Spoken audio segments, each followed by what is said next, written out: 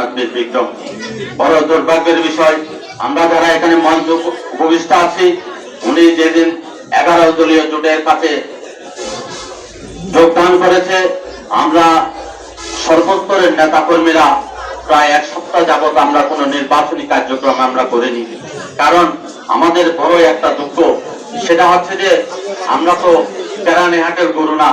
আপনি কতক্ষণ আমাদেরকে আওয়ামী লীগে যোগ দিবেন, কতক্ষণ আমরা তখন 11 দলীয় জোটের সাথে কাজ করার জন্য আগ্রহী ছিলাম না।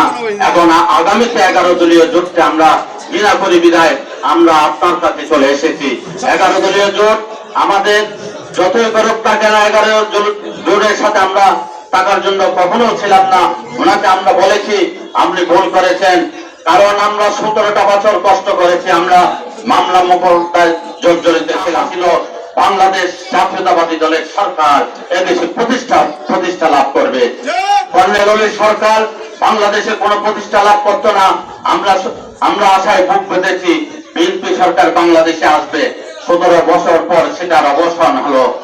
আমরা মনে মনে একটা চিন্তা করেছি, 17 বছর পর যদি বাংলাদেশ জাতীয়তাবাদী দলের সরকার প্রতিষ্ঠিত লাভ করে, তাহলে কর্নেল ওলি সেই সরকারের একটা অংশ হিসেবে থাকবে।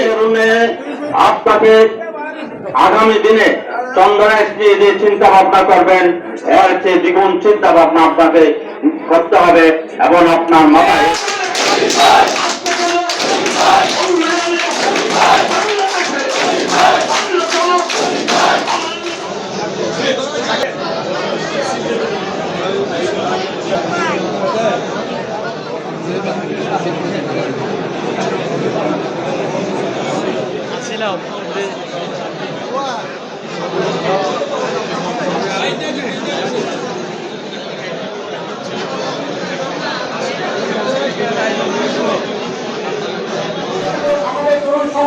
বাংলাদেশ জাতীয়তাবাদী দলে আসতে পারত না, কারণ এখানে আর্থিক সাতকারিয়া যদিও 1000 কোটি টাকা বরাদ্দ টেকনিকে পাস হয়ে গিয়েছে।